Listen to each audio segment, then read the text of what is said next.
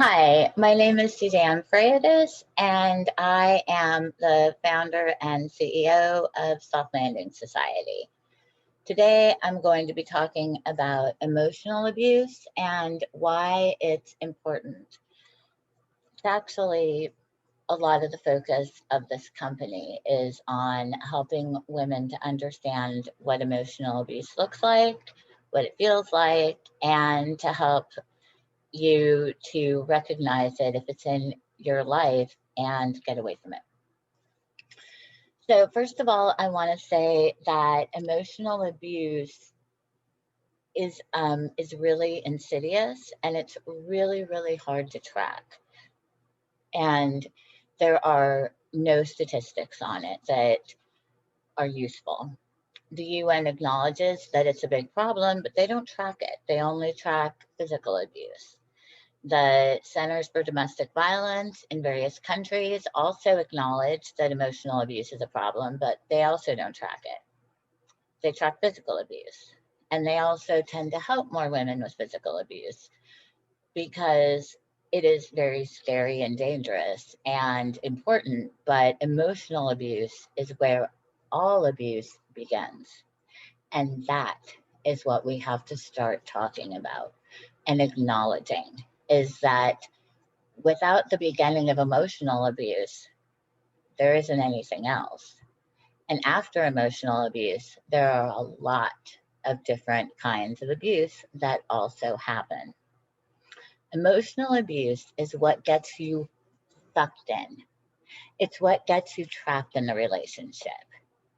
It's the part where you start giving up yourself and you turn to this other person as being more important than you are.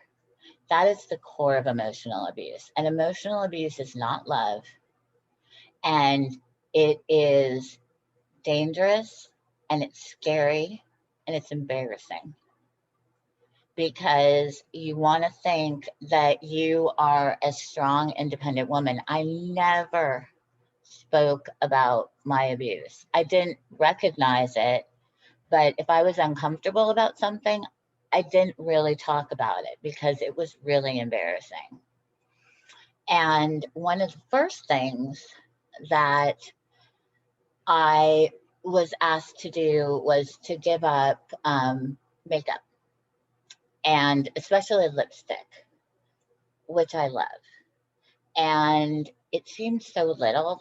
It seemed like, you're supposed to compromise. It was early in our relationship.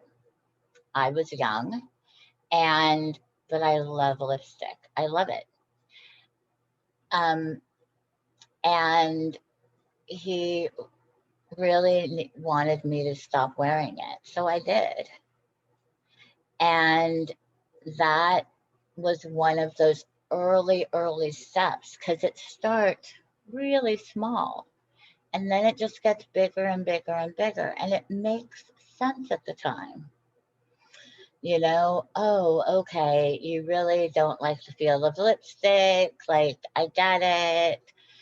I don't need to wear it, right? But it's something I love. You should never have to give up something you love for someone that's supposed to love you. That's important.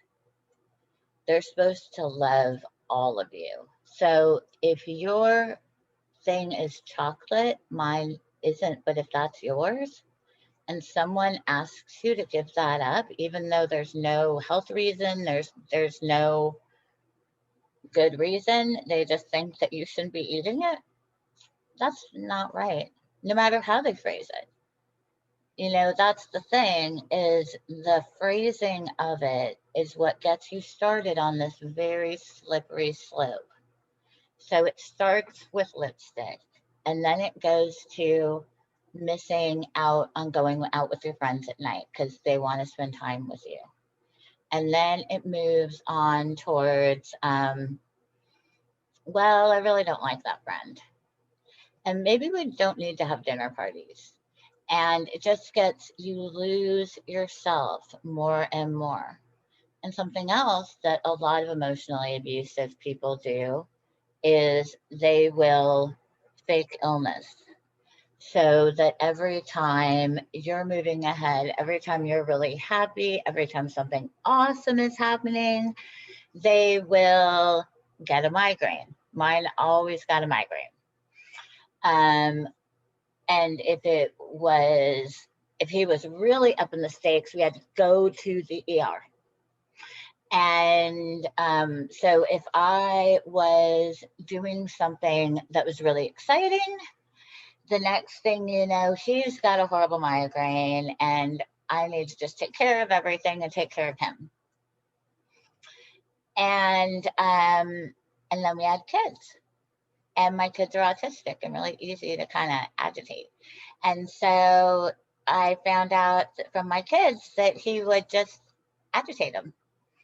When I was working on something, on a project, when I was in the middle of something important, he would get them super agitated so that I would be forced to come out and deal with whatever was happening. Because, of course, I worked in the house because, well, you really can't leave two autistic children to their own devices. It just doesn't work.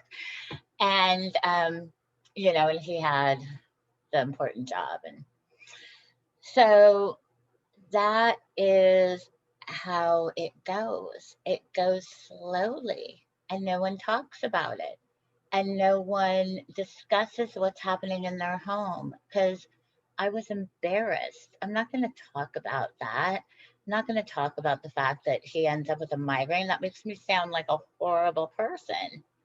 Like accusing him that he would end up with a migraine? That seems really harsh, Suzanne. What are you talking about? Even though you know.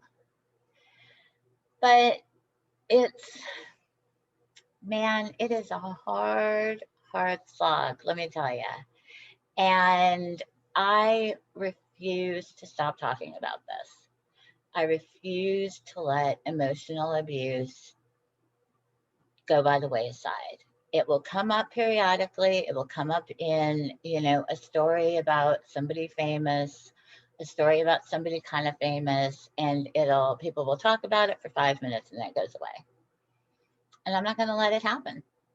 I want women to know and to think, you know, all women aren't being abused, but there's a lot of women that don't know it. And so it's important to think about it. It's important to have this conversation. It's important to listen to what people are saying, because listen to your friends when they're like, wow, it seems like he really it's really kind of controlling. A lot of us just shut that down. We're like, nope. It's important to think about, and it's important to talk about.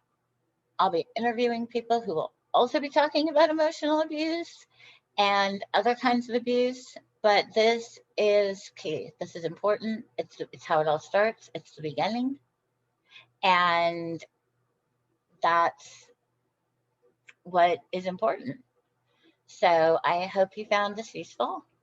I hope that it helps you understand a little bit better what my perspective is. And please go to softlandingsociety.com and check it out. I just added music. So take care. Have a good day. Bye bye.